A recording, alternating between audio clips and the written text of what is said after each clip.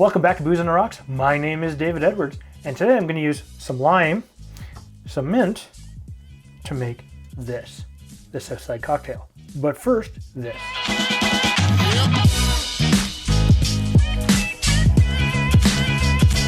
All right, so let's get into this. The earliest recipe I could find for this cocktail comes from Hugo Ennislin's Recipes for Mixed Drinks from 1917.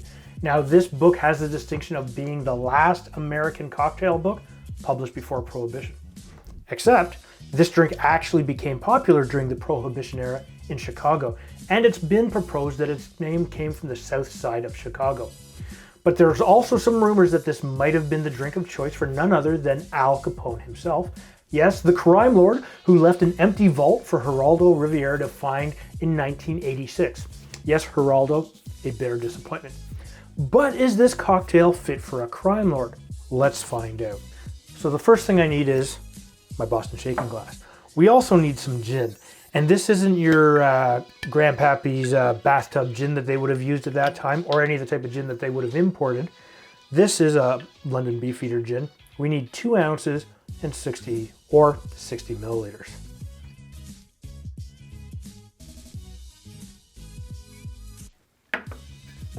The next thing we need is some lime juice.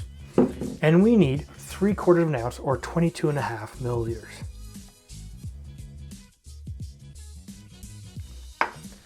And the last thing is a simple syrup. Because this is a gin cocktail and it is very gin forward, the lime juice is very sharp. We're going to use 1/2 ounce or 15 milliliters of a 1-to-1 simple syrup. Put that there. I'm going to add a little bit of ice, and we're going to shake this for a good 10 to 15 seconds.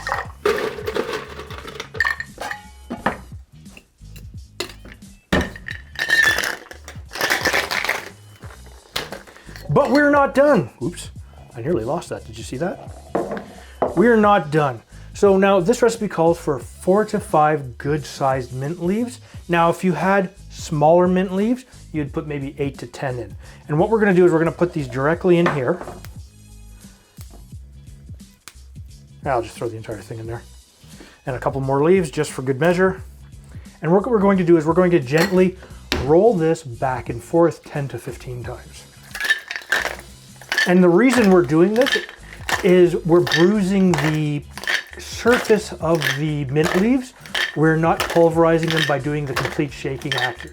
And what this will do is it will open it up and allow for the essential oils to come out of the surface of the mint, because we don't want to pulverize it. If we pulverize it, what happens is we get the bitterness from the mitochondria in the cells of the mint leaves.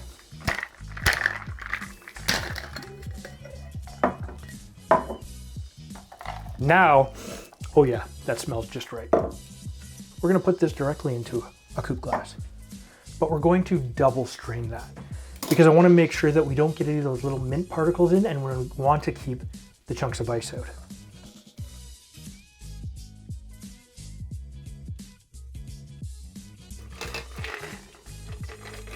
Now this is about the time when I'd start waving around a knife telling you that a garnish is optional. You know what?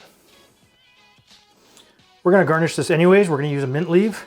And what I'm going to do is I'm gonna give it a bit of a spank because everything's more fun with a spank. Again, this is just opening up the leaves and the essential oils. Let's give it a smell and a sniff. It's a nice, beautiful consistency. It looks a bit like a daiquiri. You can smell the mint. You don't get a lot of the gin smell directly off of this.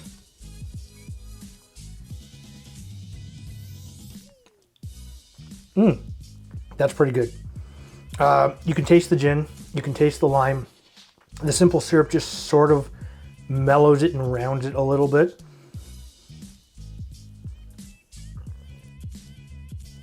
And I can see how you would play with the levels of lime juice or the simple syrup. You might even want to try, say, a lemon juice, a half and half mixture, and get your taste just right for this. What I'm going to do is I'm going to put the ingredients and the method of how to make this down in the description down below. If this is your first time to my channel, please hit the subscribe button and make sure you hit that bell notification. That way, every time I put up a new video, you will be notified. But if you don't like a good cocktail and you don't like gin or a little bit of mint, hit the thumbs down button twice. And we'll see you next time.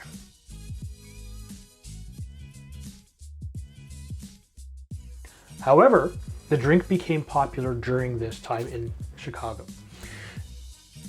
Now, this book has the distinction of being the last American cocktail.